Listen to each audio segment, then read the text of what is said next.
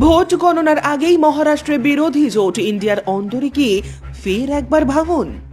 প্রভাবশালী কংগ্রেস নেতা সন্দীপ গুলবে যোগ দিলেন উদ্ধব ঠাকরের নেতৃত্বাধীন শিবসেনা বা ইউবিটিতে। তারপরেই আসন্ন বিধান পরিষদ নির্বাচনে তাকে টিকিট দিল উদ্ধবের দল। অন্যদিকে এনডিএ শিবিরের নির্দল বিধায়ক রবি রানা সোমবার দাবি করেছেন আগামী 20 জুন মহাবিকাশ আঘাড়ি ছেড়ে বিজেপির সঙ্গী হতে চলেছেন উদ্ধব।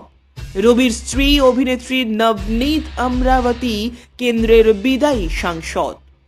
2019 সালে লোকসভা নির্বাচনে ওই আসনে কংগ্রেস এনসিপির সমর্থনে জয়ী হলেও এবার বিজেপি টিকিটে প্রার্থী হয়েছেন তিনি। রবি বলেন, আমি আত্মবিশ্বাসের সঙ্গে বলতে পারি নরেন্দ্র মোদীজি আবার প্রধানমন্ত্রী হওয়ার 15 দিন পরেই তার পাশে দেখা যাবে উদ্ধব ঠাকরেকে। সমবায় আন্দোলনের প্রভাবশালী নেতা সন্দীপ নাসিক কোঅপারেটিভ ব্যাংকের ডিরেক্টর। কংগ্রেসের টিকিটে দুবার জেলা পরিষদের নির্বাচনেও জিতেছেন তিনি। আগামী 26 জুন বিধান পরিষদের নির্বাচনে নাসিকের এই আসনটিতে বিরোধী জোটের হয়ে লড়ছে উদ্ধবের দল।